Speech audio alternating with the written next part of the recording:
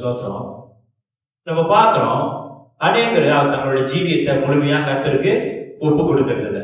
அவங்களுடைய வாழ்க்கைய கர்த்தரிடத்துல ஒப்பு கொடுக்கறது இல்லை. அவங்களே என்ன செய்யறாங்க, அநேக காரியங்களை, அவங்களுக்கு பிடிச்சமான காரியங்களை, அவங்களோட வழிகளை விட்டு வர்றதில்லை.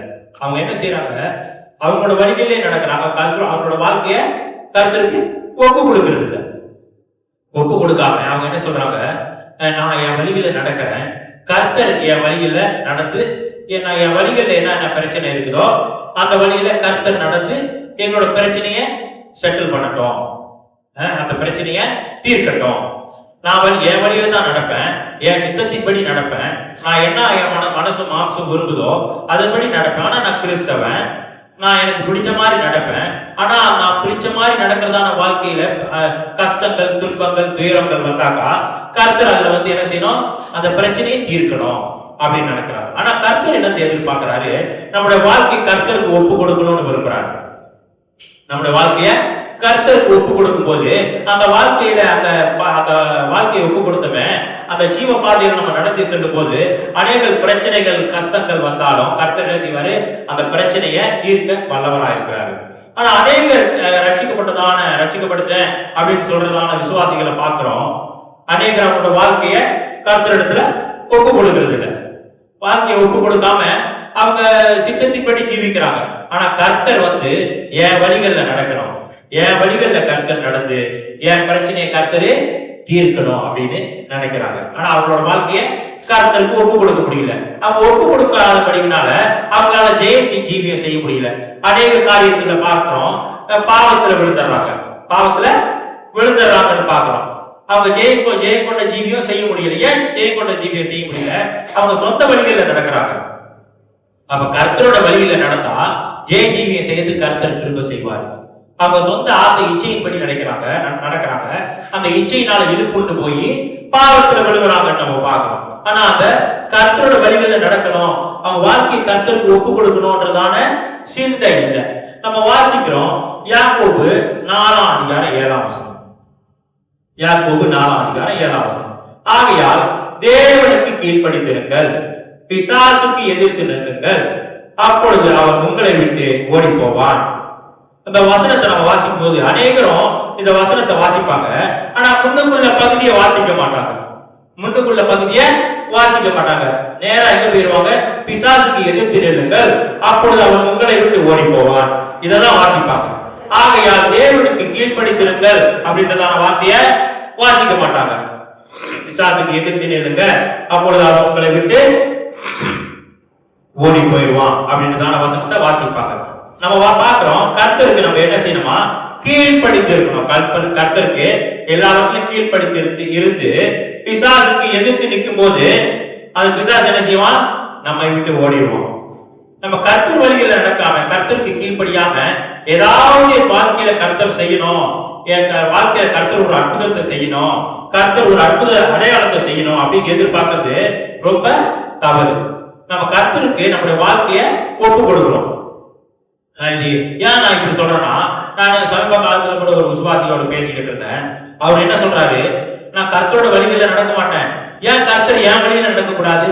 ஏன் கர்த்தர் எனக்கு நான் போகிறதான பாதையில எனக்கு உதவி செய்யக்கூடாது? எனக்குன்னு சொந்த ஆசைகள் இருக்கும், வெறுப்பு இருக்கும், அதன்படி நான் ஜீவிக்கிறேன். அதெல்லாம் நான் விட்டு எப்படி வர்றது? அதெல்லாம் எப்படி? அதான் வேத வசனத்துல வாசிக்கிறோம், உன் வழியை கர்த்தருக்கு ஒப்புவி, அவர் எல்லாத்தையும் வாய்க்க பண்ணுவார். நம்ம ஒரு ஆசை இருந்தாலும் கர்த்தர்கிட்ட சொல்லும் போது கர்த்தர் அந்த காரியத்தை சீர்தூக்கி பார்த்து அது சரியா இல்லையா அப்படின்னு பார்த்து கர்த்தர் செய்ய வல்லவராக இருக்கிறார். ஏன்னா அநேக வேலைகள்ல நம்ம சொந்த ஆசை இச்சையின்படி நடந்து விழுந்து போயிடும். அதான் உன் வழியை கர்த்தருக்கு ஒப்புவி.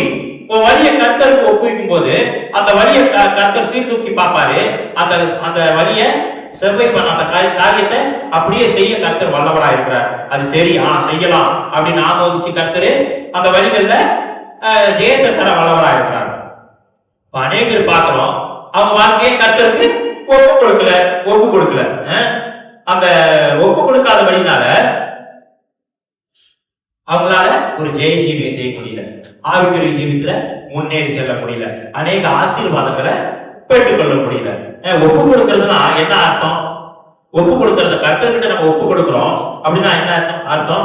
நம்முடைய விருப்பத்தை தேவனிடத்தில் ஒப்பு கொடுக்க வேண்டும். நம்ம விருப்பம், ஆண்டவரே நம்ம அந்த வசனத்தின்படி ஒரு வழியை கர்த்தருக்கு ஒப்புவி, அவர் அந்த காரியத்தை என்ன செய்யாரு, வாய்க்க பண்ணுவார்னு பாக்குறோம். நம்ம வழி ஆசை இருக்குது, ஆண்டவரே இப்படி செய்யணும், ஆண்டவரே இதை செய்ய நான் சித்தமா இருக்கிறேன் அப்படின்னு சொல்லும் போது, அந்த கர்த்தர்கிட்ட அந்த காரியத்தை சொல்லும் போது கர்த்தர் அது வாய்க்க செய்ய வல்லவரா இருக்கார். சரியான காரியமா இருந்தா கர்த்தர் வாய்க்க செய்ய வல்லவரா இருக்கிறார். நம்ம தவறான காரியத்தை கர்த்தர்கிட்ட போய் சொல்லும் போது கர்த்தர் நிச்சயமா அதை ஒத்துக்க மாட்டார். தேவன் அது செவ்வையான காரியமா இருக்குது, அது சரியான காரியமா இருந்தா கர்த்தர் ஒத்துக்குவார். நம்ம பாக்குறோம், வளர்ந்துகிட்டு இருக்கிறதான பிள்ளைகளுக்குள்ள கூட பாக்குறோம், சின்ன பிள்ளைங்க அநேக காரியங்களை தாய் தகவல்கிட்ட சொல்றத நம்ம பாக்குறோம். எல்லா காரியத்தையும் பிள்ளைங்க கேட்கிற எல்லா காரியத்தையுமா நம்ம வாங்கி கொடுக்குறோம் இல்ல. நமக்கு தெரியுது, நம்ம உலகத்துல இத்தனை வருஷமா வாழ்ந்துருக்கிறோம், நமக்கு தெரியுது எந்த காரியத்தை பிள்ளைங்களுக்கு கொடுக்கலாம், எந்த காரியத்தை பிள்ளைங்களுக்கு கொடுக்க கூடாதுன்னு நமக்கு தெரியுது. அதை பார்த்து நம்ம என்ன செய்யறோம், பிள்ளைங்களுக்கு சரியான காரியத்தை கொடுக்கிறோம். பிள்ளைங்க கேட்டாலும் அந்த காரியம் பிள்ளைங்களுக்கு கொடுக்கறது சரியா இல்லையா அப்படின்னு சீர்தூக்கி பார்த்து அதை கொடுக்கலாம் நினைச்சாதான் நம்ம கொடுக்கிறோம். அதே போல நம்மளும் என்ன செய்யறோம், ஆவிக்குரிய ஜீவித்துல வளர்ந்துகிட்டு இருக்கிறோம். ஆவிக்குரிய ஜீவித்துல சில பேர் குழந்தைகளா இருக்கிறோம், சில பேர் கொஞ்சம் வளர்ந்து இருக்கிறோம். அப்ப ஆவிக்குரிய ஜீவியத்துல நமக்கு பழக்கம் இல்லை. எப்படி வளர்றதான ஒரு குழந்தைக்கு உலக வாழ்க்கையில உலக பிரயாணத்துல சரியா பாதை தெரியலையோ, சரியா வளரலையோ, சரியா பழக்கம் இல்லையோ, அதே போல இந்த ஆவிக்குரிய ஜீவியத்துல கர்த்தரோடு ஐக்கியப்பட்டு வாழ்றதுல நமக்கு தெரியா பழக்கம் இல்லை. பழக்கம் இல்லாதபடினால நம்ம சில சமயம் கர்த்தருக்கு ஏற்றதான காரியத்தை கேட்போம், நமக்கு ஏற்றதான காரியத்தை, தேவையான காரியத்தை கேட்போம். சில சமயம் பிள்ளைங்க கேட்கறது போல தேவையில்லாத காரியங்களை கேட்போம். இப்ப பிள்ளைங்க 1 வயசுக்குள்ள 2 வயசுக்குள்ள இருக்குது, கத்தியை கேட்குது, கொடுப்போமா? கொடுக்க மாட்டோம். இப்போ சில காரியத்தை கேட்குது, ஒரு 5 வயசுக்குள்ள ஒரு 10 வயசுக்குள்ள மோட்டர் கேட்குது, வாங்கி கொடுப்போமா? வாங்கி கொடுக்க மாட்டோம். ஒரு வளர்ந்த பிள்ளைங்களுக்கு தான் மோட்டர் வாங்கி கொடுப்போம். அதே போல நம்ம கிறிஸ்துவுக்குள்ள இருக்கிறோம், கர்த்தர்கிட்ட ஒவ்வொரு காரியத்தை சொல்லும் போது கர்த்தர் என்ன செய்யறாரு, அதை சீர்தூக்கி பார்க்கிறாரு. அப்ப நம்முடைய தேவைகளை கர்த்தர்கிட்ட சொல்லணும். ஆண்டவரே எனக்கு இது தேவை இருக்குது, ஆண்டவரே நான் இது செய்யலாம்னு இருக்கிறேன் ஆண்டவரே அப்படின்னு சொல்லும் போது அந்த காரியத்தை கர்த்தர் வாய்க்க செய்ய வல்லவரா இருக்கிறார். மறுபடியும் இன்னொரு காரியம், நம்ம கர்த்தர்கிட்ட நம்மளோட வார்த்தையை ஒப்பு கொடுக்கிறது அப்படின்னா என்ன அர்த்தம், தேவனுடைய வார்த்தைக்கு கீழ்ப்படிய வேண்டியது, கர்த்தரோட வார்த்தைக்கு கீழ்ப்படுத்தி நடக்கணும். அதுதான் நமக்கு ஆசீர்வாதம். உலகத்துல அநேகரே நமக்கு ஆலோசனை சொல்லலாம், உலக மனுஷங்க ஆலோசனை சொல்லலாம். எதுக்காக ஆலோசனை சொல்றாங்க, நம்ம உலகத்துல சில காரியத்தை பெற்றுக்கொண்டு சில காலம் ஜீவிக்கும்படியா, சில காலம் இந்த உலகத்துல கொஞ்ச நாளைக்கு ஜீவிக்கும்படியா சில ஆலோசனை அவங்க கொடுக்கலாம். ஆனா கர்த்தர் என்னத்துக்காக நமக்கு ஆலோசனை கொடுக்கிறாரு, நம் நித்திய காலமா ஆசீர்வாதமா இருக்கும்படியா கர்த்தர் ஆலோசனை கொடுக்கக்கூடியவரா இருக்கிறார். அதனாலதான் நம்ம உலகத்துல உள்ள மனுஷங்களோட ஆலோசனை கேட்கிறத பார்க்கலாம், கர்த்தரோட வார்த்தைக்கு கீழ்ப்படுத்தி நடக்கிறோம், அவரோட வார்த்தைக்கு கீழ்ப்படுத்தி நடக்கிறோம். உலகத்துல தாய் தகப்ப கூட பிள்ளைகளுக்கு சில காரியங்களை, நன்மையான காரியங்கள், அதான் ஆண்டவர் சொல்றாரு, ஒரு தகப்பன் கிட்ட பிள்ளை கேக்குது, அப்பத்தை கேக்குது, அவன் கல்ல கொடுப்பானா? தகப்பன் பிள்ளை மீனை கேக்குது, அவன் பாம்பை கொடுப்பானா? பொல்லாதவர்களாகிய நீங்கள் பிள்ளைகளுக்கு நல்ல காரியத்தை கொடுக்கும் போது பரமபிதா அவங்களுக்கு நல்லா கேட்கறதான நல்ல காரியத்தை கொடுக்க மாட்டாரா அப்படின்னு இயேசு சொல்றத நம்ம பார்க்கிறோம்.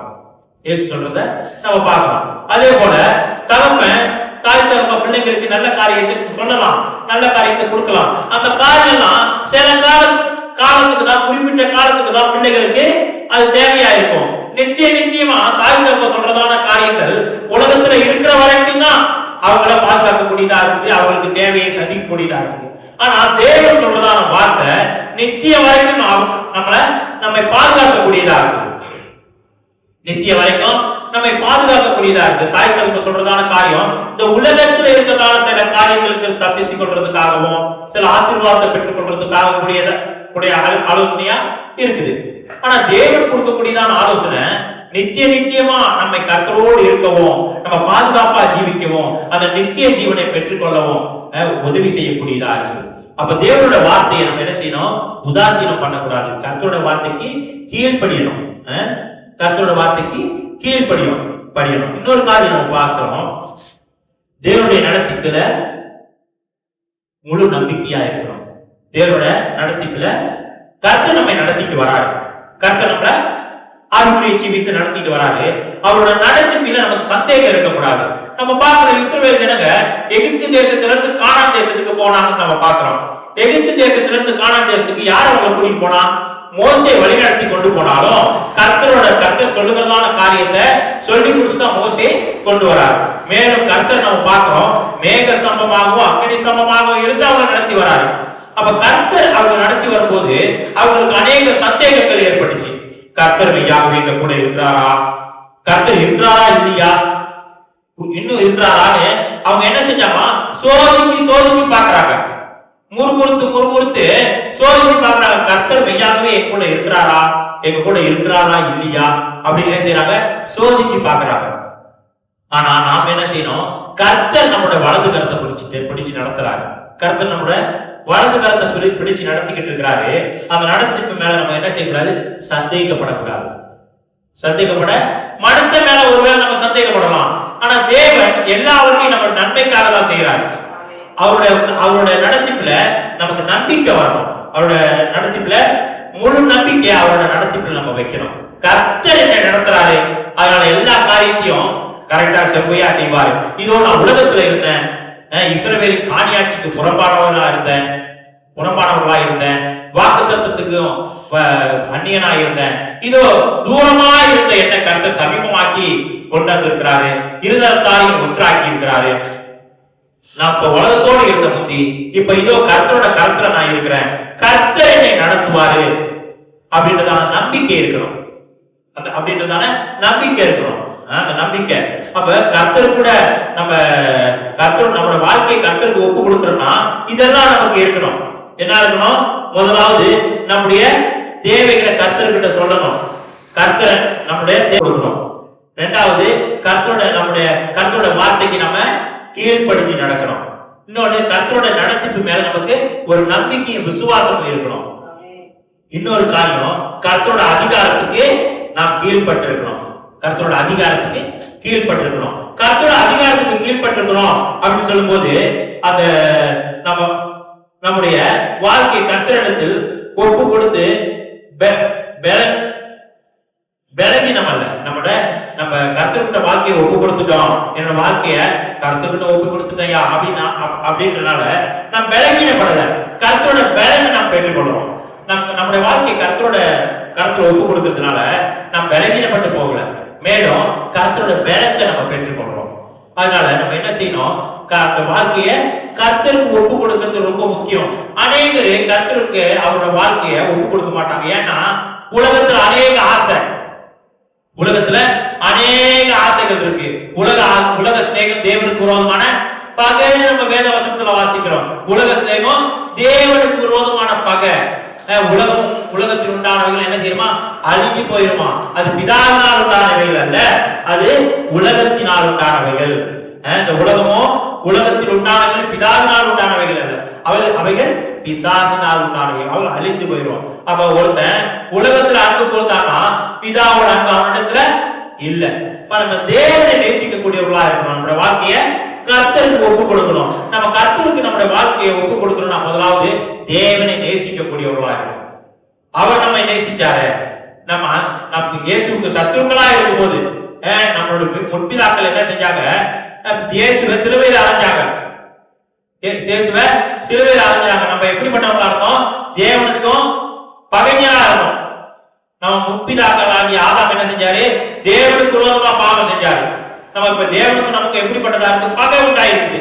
ஆனா அந்த பகையான சூழ்நிலையில ஆண்டவர் என்ன செஞ்சாரு? நமக்காக ஜீவனை கொடுத்திருக்கிறார்.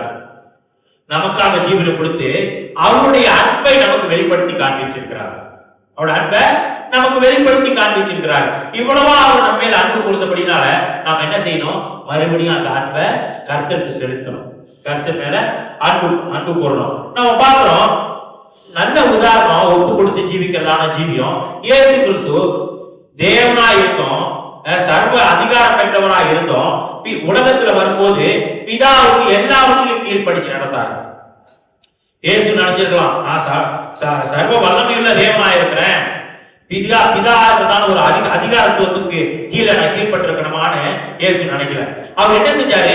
நமக்கு கீழ்ப்படிதலை கற்றுக் கொடுக்கும்படியா, நம்முடைய வாழ்க்கையை கர்த்தருக்கு ஒப்பு கொடுக்கும்படியா நாம் என்ன செய்யணுமோ அந்த கர்த்தர் ஏற்கனவே உலகத்துல வந்து எல்லா காரியத்தையும் பிதாவுக்கு கீழ்ப்படிஞ்சு நடந்து எல்லா காரியத்தையும் செஞ்சு கர்த்தர் நமக்கு ஒரு கீழ்ப்படிதலை கற்றுக் கொடுத்து போயிருக்கிறார். அவர் சாதாரண உலகத்துல உள்ள பிரசிடனோ இல்ல அதிபரோ இல்ல, அவர் சர்வ வல்லமையுள்ள தேவனா இருக்கிறார். இயேசு கிறிஸ்து சர்வ வல்லமையுள்ள தேவனா இருக்கிறாரு. அப்படி சர்வ வல்லமையுள்ள தேவனே என்ன செஞ்சிருக்கிறாரு? கீழ்ப்படிதலை கற்றுக் கொடுத்துட்டு போயிருக்கிறார். இப்படி கீழ்ப்படிக்க, இப்படி கீழ்ப்படிக்க, இப்படி கீழ்ப்படிக்க வாயில சொல்லல. சில பேர் வாயில நிறைய தோசை சொல்லுவாங்க, வாயில தோசை சொல்லுவாங்க, அதை செய் இதை செய்யுது. அந்த தோசையெல்லாம் சாப்பிட முடியாது, அந்த தோசைய சாப்பிட முடியாது. வாயில நிறைய தோசை சொல்லுவாங்க. ஆனா ஆண்டவர் இயேசு வாயில தோசை சொல்லல, அவர் நடந்து ஜீவிச்சு காண்பிச்சார். பிதாவுக்கு கீழ்ப்படிச்சு ஜீவிச்சு காண்பித்தாரு. கெத்செமனே தோட்டத்துல கூட அவர் என்ன செய்யலாம்? இந்த பாடுக்கு வழியா நான் போகாம எனக்கு போக பிடிக்கல, நான் போகலன்னு சொல்லியிருக்கலாம். ஆனா அவர் என்ன சொல்றாரு? ஆண்டவரே, இந்த பாடு இந்த பாத்திரம் என்னை விட்டு நீங்குமானால் நீங்கட்டும், ஆனாலும் உம்முடைய சித்தம் ஆண்டவரே.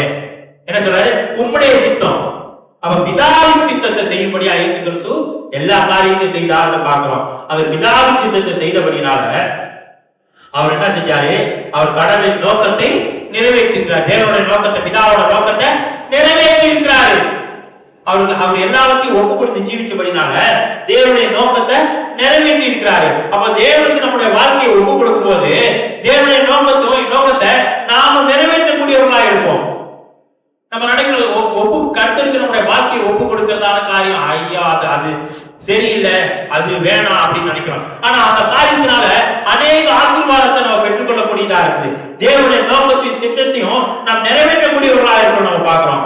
மேலும் பார்க்கிறோம், இயேசு கிறிஸ்து அந்த மாதிரி கீழ்ப்படிதலுக்குள்ளாக போகும்போது சாத்தான் என்ன செஞ்சாரு? சாத்தானை தோற்கடிச்சார்னு பார்க்கிறோம்.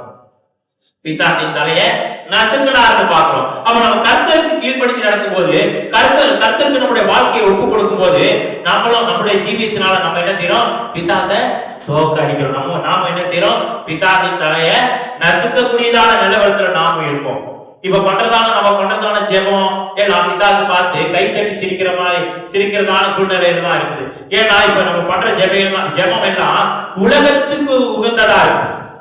உலகத்துல ஒரு வசந்தமான வாழ்க்கை, ஒரு சந்தோஷமான வாழ்க்கை வாழக்கூடியதான தேவைகளுக்கு ஏற்ப ஜெபமா இருக்குது.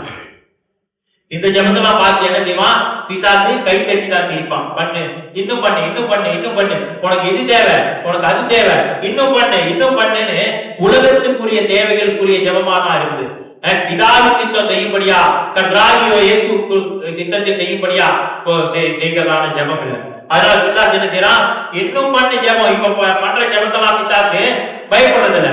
ஆனா கர்த்தருக்கு கீழ்ப்படிஞ்சு நம்முடைய வாழ்க்கைய கர்த்தரோட கரத்துல ஒப்பு கொடுத்து நாம் ஜீவிக்கும் போது நம்ம ஜெபிக்கிறதான ஜெபம் பிசாசின் அலங்கத்தை அசைக்கக்கூடியதா இருக்குது. அப்ப நம்ம ஜெபிக்கும் போது நம்முடைய வாழ்க்கை கர்த்தருக்கு ஒப்பு கொடுத்து நாம் ஜெபிச்சா அந்த ஜெபம் எப்படிப்பட்டதா இருக்குது? பிசாசின் அலங்கத்தை முறியடிக்கக்கூடியதா இருக்கு, அசைக்கக்கூடியதா இருக்கு, பிசாசு நடுங்கக்கூடியதா இருக்குது. இப்பொழுது நம்முடைய ஜெபம் எப்படி இருக்குது? ஏன்னா நம்ம முழுமையாக நம்முடைய வாழ்க்கைய கர்த்தருக்கு ஒப்பு கொடுக்கல. நம்ம பார்க்கிறோம், அநேக விசுவாசிக்கு ஆவிக்குரிய ஆசீர்வாதத்தை பெற்றுக்கொள்ள முடியல. அவங்க ஏன் ஆசீர்வாதத்தை பெற்றுக்கொள்ள முடியும்னா, அவங்களோட வாழ்க்கை கர்த்தருக்கு ஒப்பு கொடுக்காம ஒரு அற்புதத்தை பார்த்துருவோம். என்னோட வாழ்க்கை கர்த்தருக்கு ஒப்பு கொடுக்காம ஒரு விடுதலையை பார்த்துருவோம். வாழ்க்கை கர்த்தருக்கு ஒப்பு கொடுக்காம ஒரு ஆசீர்வாதத்தை பார்த்துருவோம். இப்படிதான் நினைக்கிறாங்க. அதனாலதான் அநேகரோட ஜீவியத்துல ஒரு விடுதலை இல்லாத ஜீவியம், ஒரு சுகம் கிடைக்காத ஜீவியம், ஒரு அற்புதத்தை காண முடியாத ஜீவியம். எதனால இப்படி நடக்குது? அவங்க வாழ்க்கை கர்த்தருக்கு ஒப்பு கொடுக்கல, ஒப்பு கொடுக்காம ஏதாவது செஞ்சிருவோம். ஒப்பு கொடுக்காம ஏதாவது செஞ்சிருவோம். நம்ம வாழ்க்கையை ஒப்பு கொடுக்க வேணாம், நம்ம வழியிலே நடப்போம், ஆனா இந்த காரியம் எல்லாம் நமக்கு வந்து நடக்கணும் அப்படின்னு சொல்லி ஜெபிக்கிறாங்க. சில பேர் குட்டி போட்டு ஜெயிப்பாங்க, சோத்திர பலிகள் 1000 செய்வாங்க. சில பேர் நெடுமுழங்கால இருந்து 100 சோத்திரம் சொல்லுவாங்க. ஏதாவது பிராக்டிஸ் பண்ணி ஏதாவது செஞ்சு அந்த காரியத்தை பெற்றுக்கொள்வோன்ற காரியத்துல தான் இருக்கிறாங்க. ஆனா தேவனுக்கு பிரியமா ஜீவிப்போம், நம்மளோட வாழ்க்கை கர்த்தருக்கு ஒப்பு கொடுப்போம் அப்படின்றதான எண்ணம் சிந்தை இல்ல. அப்படிப்பட்டதான சிந்தை எண்ணம் நோக்கம் நம்ம கிட்ட இல்லைன்னா நம்ம எப்படி ஆசீர்வாதத்தை பெற்றுக் கொள்ள முடியும்? எப்படி ஆவிக்குரிய ஜீவித்துல ஒரு அற்புதத்தை நம்ம காண முடியும்? நம்ம அற்புதத்தை காணணும்னா நம்முடைய வாழ்க்கை முதலாவது கர்த்தருக்கு ஒப்பு கொடுக்கிறோம். நம்ம பார்க்கிறோம், தாவீது ராஜா அநேக காரியங்களுக்கு தேவனுக்கு, சவுல் ராஜா அநேக காரியங்கள்ல தேவனுக்கு கீழ்ப்படியல. கீழ்ப்படியாத பட்சத்துல அவரு ராஜ்ய பாரத்தை இழந்து போயிட்டாரு. ஏன் இறந்து போயிட்டாரு? அவனோட வாழ்க்கையை முழுமையா ஒப்பு கொடுக்கல கர்த்தருக்கு. கர்த்தர் எல்லாத்தையும் பார்த்துக்குவாரியா? கர்த்தர் இதை சொல்லி இருக்கிறாரா, இதை செய்ய வேணாம்னு சொல்றாரா, அதை செய்ய வேணாம், கர்த்தர் பார்த்துக்குவார். இல்லையே, நல்லா இருக்க ஆடு, இது நல்லா இருக்க, இந்த ஆட்டுக்குட்டி நல்லா புஷ்டியா இருக்குது, கர்த்தர் வெட்ட சொல்லிட்டாரு, வேணாம் வெட்ட வேணாம், எடுத்தாந்து வச்சுக்குவோம் அப்படின்னாக்கா அவர் எப்படி அங்க கர்த்தருக்கு கீழ்ப்படியிலையே? என்ன கர்த்தர் ஆண்டவர் என்ன சொன்னாரோ, ஆமா நல்லதான் இருக்கு, ஆனால் கர்த்தர் சொல்லியிருக்கிறார், கர்த்தர் சொன்னா நல்லதுக்காக தான் சொல்லுவார் அப்படின்னு கர்த்தர் மேல ஒரு நம்பிக்கை சவுல் ராஜாவுக்கு இல்ல. அதனால என்ன செஞ்சிட்டாரு? என்ன ஆயிடுச்சு? கடைசியில் அவருக்கு ராஜ்ய வார்த்தையே இறந்து போயிட்டாரு. யாரு ராஜாவாக்குனா, சவுலோட ஞானத்தினாலேயோ சவுலோட தந்திரத்தினாலேயோ சவுல் ரொம்ப படிச்சிருக்கிறனாலேயோ சவுலோட அதிகாரத்தினால அந்த ராஜ்யபாரம் அவன் கைக்கு வரல. தேவனோட கிருபையினால அந்த ராஜ்யபாரம் சவுலுக்கு கிடைச்சிச்சு. அப்ப கீழ்ப்படியாம போகும்போது ஆண்டவர் அந்த ராஜ்யபாரத்தை கொடுத்த ஆண்டவர் மறுபடியும் எடுக்கவும் வல்லவராக இருக்கிறார். அதுதான் கர்த்தர் ஆண்டவர் செஞ்சாரு. மறுபடியும் அந்த ராஜ்யபாரத்தை எடுத்து இன்னொரு கீழ்ப்படுகிறதான தன்னோட வாழ்க்கையை கர்த்தருக்கே ஒப்பு கொடுக்கிறதான ஒரு வாலிபனை பார்த்து, ஒரு சின்ன பையனை பார்த்து கர்த்தர் என்ன செஞ்சாரு? அந்த ராஜ்யபாரத்தை கொடுத்தாரு. இன்றைக்கு வரைக்கும் தாவீது ராஜா கர்த்தராகிய இயேசு கிறிஸ்துவோட பேர் சொல்லக்கூடியவராக இருக்கிறார். கர்த்தராகிய இயேசு கிறிஸ்து தாவீது ராஜாவோட சந்ததியில பிறந்தவராக இருக்கிறார். இப்படி நம்ம வாழ்க்கையை கர்த்தருக்கு முழுமையா ஒப்பு கொடுக்காதனால அநேக ஆசீர்வாதங்களை நம்ம இழந்து போயிருக்கோம். இன்னும் கூட நம்ம வாழ்க்கைய கர்த்தருக்கு ஒப்பு கொடுக்காட்டி இன்னும் அநேக ஆசீர்வாதங்களை நாம் இழந்து போயிருவோம். அதான் நம்ம பார்க்கிறோம், யாக்கோபு 4:7 நம்ம வாசிச்சோம். ஆகையால் தேவனுக்கு கீழ்ப்படிந்திருங்கள், பிசாசுக்கு எதிர்த்து நில்லுங்கள், அப்பொழுது அவன் உங்களை விட்டு ஓடி போவான். நம்ம என்ன செய்யணுமா? தேவனுக்கு கீழ்ப்படிந்திருக்கணும். எல்லாவற்றையும் கர்த்தருக்கு கீழ்ப்படுத்தணும். நம்முடைய வாழ்க்கைய கர்த்தருக்கு ஒப்பு கொடுக்கணும். நம்ம கர்த்தருக்கு ஒப்பு கொடுக்கிறதுனால நம்ம வாழ்க்கையில நம்ம பார்க்கிறோம், உள்ளுக்கு அநேக காரியங்களை யோசிச்சுக்கிட்டு இருப்போம், அநேக பிரச்சனைகள் உள்ளுக்கு ஓடிக்கிட்டு இருக்கோம். நம்மளோட வாழ்க்கையை கர்த்தருக்கு ஒப்பு கொடுக்கறதுனால நமக்கு ஒரு சமாதானம் கிடைக்கும். நம்மளோட வாழ்க்கைய கர்த்தருக்கு ஒப்பு கொடுக்கறதுனால உள்ளுக்கு நம்ம அநேக பிரச்சனைகள் கஷ்டங்கள் எல்லாம் போட்டு யோசிச்சுக்கிட்டு இருப்போம். ஆனா கர்த்தர்கிட்ட ஒப்பு கொடுத்த பிறகு நமக்கு உள்ளுக்கு ஒரு பெரிய சமாதானம் கிடைக்கும். ஏன் சமாதானம் கிடைக்குது? நான் கர்த்தர்கிட்ட ஒப்பு கொடுத்துட்டேன், எல்லா காரியத்தையும் நான் கர்த்தர்கிட்ட ஒப்பு கொடுத்துட்டேன், அவர் எல்லாத்தையும் பார்த்துக்குவாருன்றதான ஒரு சமாதானம் கிடைக்கும். நான் கர்த்தர்கிட்ட என்னோட வாழ்க்கையை ஒப்பு கொடுத்த பிறகு அதுக்கு முன்பு நமக்கு தெரியாது எந்த வழியில போறது, என்ன செய்யறது, எப்படி செய்யறதுன்னு நமக்கு தெரியாது. ஆனா கர்த்தர்கிட்ட நம்மளோட வாழ்க்கையை ஒப்பு கொடுத்த பிறகு ஒரு தெளிவான வழியை கர்த்தர் நமக்கு காண்பிப்பார். ஒரு தெளிவான டைரக்ஷன், ஒரு தெளிவான வழி நம் நடக்கும்படியா, அந்த பாதையை நாம் கடந்து போகும்படியா கர்த்தரே ஒரு தெளிவான வழியை நமக்கு கொடுக்கக்கூடியவராக இருக்கிறாரு. மேலும் நம்ம பார்க்கிறோம், அநேக வேலைகள்ல நான் ரட்சிக்கப்பட்டுட்டேன், ஆனா போதகர் பிரசங்கம் பண்ணிக்கிட்டு இருக்காருதான், ஆனா எப்படி ஆவிக்குரிய ஜீவித்துல வளர்றதுன்னு எனக்கு தெரியல. நான் அன்னாடைக்கு ஜெபிக்கிறேன், அன்னாடைக்கு நான் வேலை வாசிக்கிறேன், சபையில போனாலும் அநேக காரியங்களை நான் செய்யறேன், ஆனா ஆவிக்குரிய ஜீவித்துல ஒரு வளர்ச்சி இல்ல அப்படின்றதான கவலை எல்லா விசுவாசிக்கும் கர்த்தருக்கு ஒப்பு கொடுத்த பிறகு அந்த கவலை போயிடும். ஏன்னா நம்ம கர்த்தர்கிட்ட ஒப்பு கொடுத்துட்டோம், ஆவிக்குரிய ஜீவித்துல மென்மேலும் வளர்ச்சி அங்க இருக்கும், பார்க்கிறோம். இப்படியா கர்த்தர்கிட்ட நம்மளோட வாழ்க்கையை ஒப்பு கொடுக்கறதுனால அநேக ஆசீர்வாதங்களை நாம் பெற்றுக்கொள்றோம். நம்ம கர்த்தர்கிட்ட ஒப்பு கொடுக்காதனால அநேக ஆசீர்வாதங்களை நாம் இழந்து போயிருக்கிற சூழ்நிலை நமக்கு வந்துடும். அதனால நம்ம என்ன செய்யணும்? நம்மளோட வாழ்க்கைய மெய்யாகவே கர்த்தருக்கு ஒப்பு கொடுக்கணும். ஒருவேளை நம்ம இவ்வளவு நாளா நம்மளோட வாழ்க்கைய முழுமையா ஒப்பு கொடுக்காம இருக்கிறோம் ஆனா நம்ம ஒப்பு கொடுக்கணும். நம்ம வாழ்க்கைய ஒப்பு கொடுக்காட்டி என்ன நடக்கும்? நமக்கு ஒரு பெருமை உண்டாகும். பெருமை பெருமை நம்மளை சூழ்ந்து கொள்ளும். மாம்சத்தின் இச்சை நம்மளை சூழ்ந்து கொள்ளும். பலவிதமான காரியங்கள், பலவிதமான பாவங்கள் நம்மளை மேற்கொள்ளக்கூடியதா இருக்குது. இதெல்லாம் எப்ப நடக்கும்? நம்மளோட வாழ்க்கையை கருத்திற்கு முழுமையா ஒப்பு கொடுக்காட்டி அநேக காரியங்கள், அநேக ஆபத்துகள், அநேக கட்டுகள் நம்ம கட்டி போடக்கூடியதா இருக்கு. நம்ம மெய்யாகவே கருத்திற்கு ஒப்பு கொடுத்தா கர்த்தரு எல்லா காரியத்தையும் மேற்கொள்ள கர்த்தர் நமக்கு கிருபை செய்வாரு. அதனால நம்ம பார்க்கிறோம், பழைய ஏற்பாட்டு காலத்துல ஆண்டவர் சொல்றாரு, சீஷர்கள் சொல்றாங்க, ஆண்டவரே உங்களோட உபதேசம் ரொம்ப கடினமா இருக்கு ஆண்டவரே, யார் இதை பின்பற்றுவா அப்படின்னு சொல்லும் போது ஆண்டவர் சொல்றாரு, மனுஷனால கூடாது, ஆனால் தேவனால கூடும். ஏன் ஆண்டவர் தேவனால கூடும் சொல்றாரு? நம்மளோட வாழ்க்கைய கர்த்தருக்கு நாம் ஒப்பு கொடுத்தோம். இனிமேல் நாம் ஜீவிக்க வேண்டியதான ஜீவியத்தை கர்த்தர் நம்மோடு கூட இருந்து அவரோட சித்தத்தின்படி நடத்த வல்லவராக இருக்கிறார். நாம் செய்ய வேண்டிய காரியம்லாம் நம்மளோட வாழ்க்கையை முழுமையாக கர்த்தருக்கு ஒப்பு கொடுக்கணும். கர்த்தருக்கு முழுமையாக நம்ம ஒப்பு கொடுத்தா கர்த்தர் பெரிய காரியத்தை செய்ய வல்லவராக இருக்கிறார். நம்ம வாழ்க்கையை கர்த்தரை ஒப்பு கொடுப்போம். கர்த்தர் தொடர்ந்து நம்ம நடத்த வல்லவராக இருக்கிறார். கர்த்தருக்கு ஸ்தோத்திரம்.